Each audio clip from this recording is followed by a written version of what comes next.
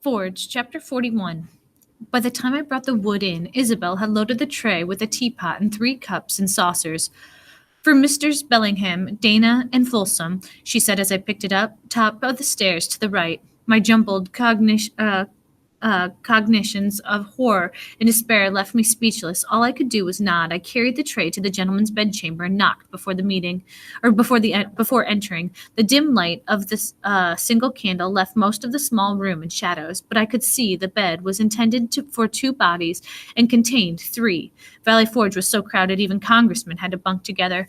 Mr. Dana stood up and made his way to the washstand as I crossed the threshold. Mr. Bellingham gave a groan and turned over. Careful, lad. Mr. Folsom sat up, pulled off his nightcap and scratched his short hair, and stood up like porcupine quills.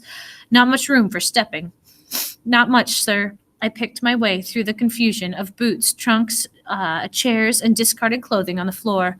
May I stack these books? Just leave the tea and be gone, Bellingham grumbled into his pillow. I balanced the tray in one hand and made space on the table by piling the books scattered there. After I set the tray down, I lit a second candle and a third. Mr. Dana tapped with his knuckles to break the thin layer of ice atop the water of the washing up basin. Don't suppose we could get warm water for washing. Get on it with it, you coward, Mr. Folsom said. Ice water builds character. Didn't your mother ever tell you that? Mr. Dana splashed the water on his face and grunted. Shall I pour tea, gentlemen? I asked. No, Bellingham finally sat up. Go down and make sure that the fire is roaring. I bowed, not trusting myself to speak to him. Wait, Mr. Dana wiped his hands on a rag, crouched by the side of the bed, and drew out the chamber pot. It had been used in the night. Take care of this, will you? I took the chamber pot from him. I wanted to turn it upside down on Bellingham's head to drag him out of the bed, down the stairs, and into the snow, where I would horsewhip him until he understood what Isabel had suffered. Are you ill? Bellingham asked. Is your head still muddled? Oh, no, sir. My head is clear. I determined then to begin a mutiny. When the gentlemen were breakfasting, I made up their bed, taking care to sprinkle mouse droppings on their mattress first.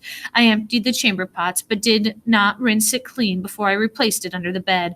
I stepped my muddy shoe on a shirt fallen to the floor and kicked it to the corner. When the gentlemen left for headquarters, I spilled half a cup of tea across their papers, then covered the mess with several ledgers.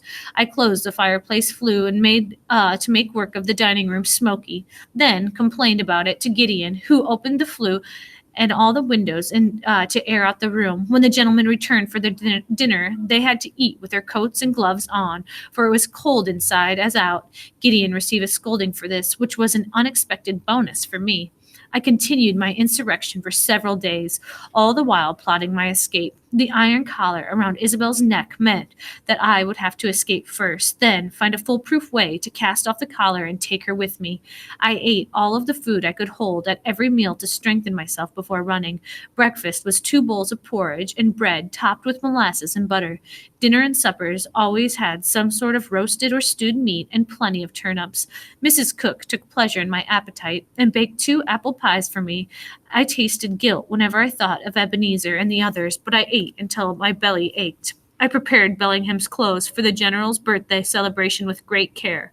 I brushed most of the dirt from his jacket, but snipped a few threads from the buttons in hopes that 1 or 2 might pop off in the course of the evening, and polished his shoes, picked off the lint from his black breeches, and inserted a pinch of wood shavings into the toes of the stocking so that his feet would itch all night.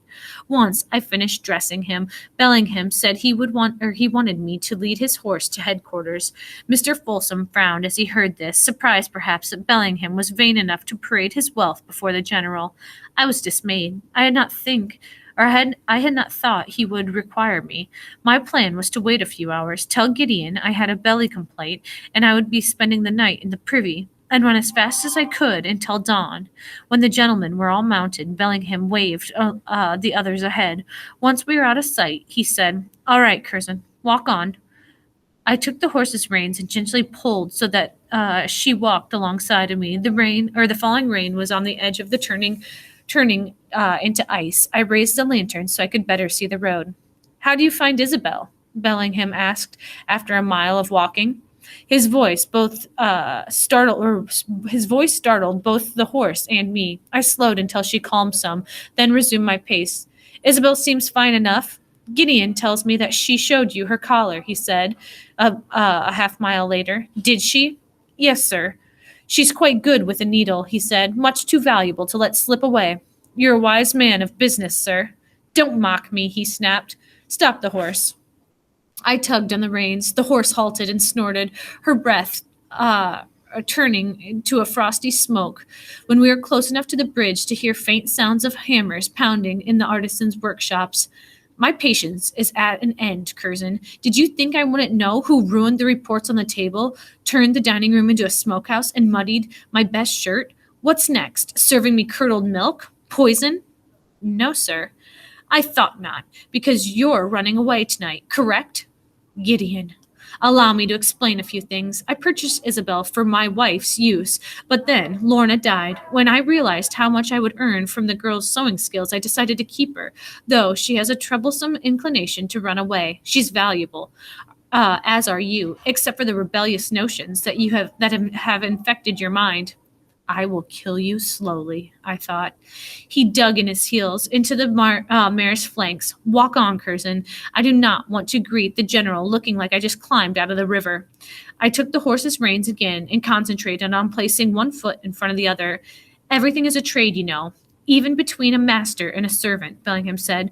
When you offer me honest labor and dutiful behavior, you can earn my kindness. For your recent treatment of me, I shall pay you back with a beating. But I suspect pain holds very little fear for you after what the army put you through. I've been pondering this predicament for days, and I have finally hit upon the perfect solution. The horse hesitated as we stepped onto the bridge and spanned the valley creek. Bellingham kicked her again. Are you listening carefully? Yes, sir. Your punishment shall be given to Isabel. Pardon me, sir? Every time you behave improperly, she will suffer. If you deserve a slap, I will slap her. If you earn a night in the stocks, she will serve out the term. And if you are stupid enough to run away, her pain, Curzon, will never end.